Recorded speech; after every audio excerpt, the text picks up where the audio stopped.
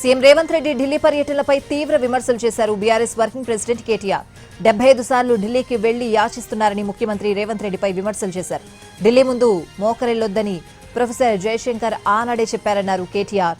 రాజీ లేకుండా ఢిల్లీపై గర్జించే వ్యక్తిత్వం కేసీఆర్దని, ముఖ్యమంత్రి కూడా అలానే గళం విప్పాలన్నారు కేటీఆర్.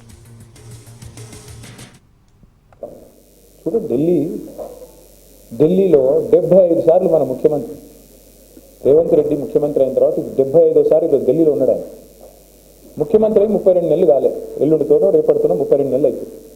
కానీ 13 రోజులకు ఒకసారి ఢిల్లీ పోతాడు, 2-3 రోజులు ఆడు ఉంటాడు. దేహి దేహి దేహి అని ఈరోజు అక్కడ యాచిస్తూ ఉన్నాడు. వాళ్ళకి మరి యాచిస్తున్నాడో వాళ్ళకి ఇచ్చొస్తున్నాడో కానీ మొత్తానికైతే ఢిల్లీ పోవడం అంటే ఢిల్లీ వాళ్ళ ముందు యాచించి, ఢిల్లీ ముందు గులాంగిరి చేసి జయశంకర్ సార్ కోరుకున్నది ఇదే. ఏమన్నాడు ఆయన? ఢిల్లీకి సామంతులు ఉండొద్దు, స్వతంత్రులు ఉండాలి. ఎన్నటికైనా స్వీయ రాజకీయ అస్తిత్వమే తెలంగాణకు శ్రీరామ రక్ష. తెలంగాణ కోసం ఒక స్వీయ రాజకీయ అస్తిత్వ పతాక ఉండాలి.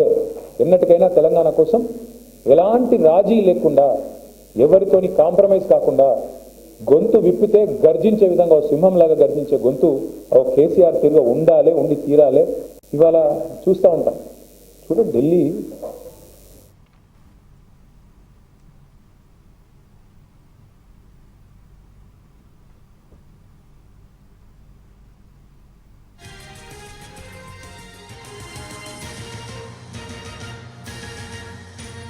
సీఎం రేవంత్ రెడ్డి ఢిల్లీ పర్యటనలపై తీవ్ర విమర్శలు చేశారు బీఆర్ఎస్ వర్కింగ్ ప్రెసిడెంట్ కేటీఆర్. 75 సార్లు ఢిల్లీకి వెళ్లి యాచిస్తున్నారని ముఖ్యమంత్రి రేవంత్ రెడ్డిపై విమర్శలు చేశారాయన. ఢిల్లీ ముందు మోకరిల్లొద్దని ప్రొఫెసర్ జయశంకర్ ఆనాడే చెప్పారన్నారు కేటీఆర్. రాజీ లేకుండా ఢిల్లీపై గర్జించే వ్యక్తిత్వం కేసీఆర్దని, ముఖ్యమంత్రి కూడా అలానే గళం విప్పాలన్నారు కేటీఆర్.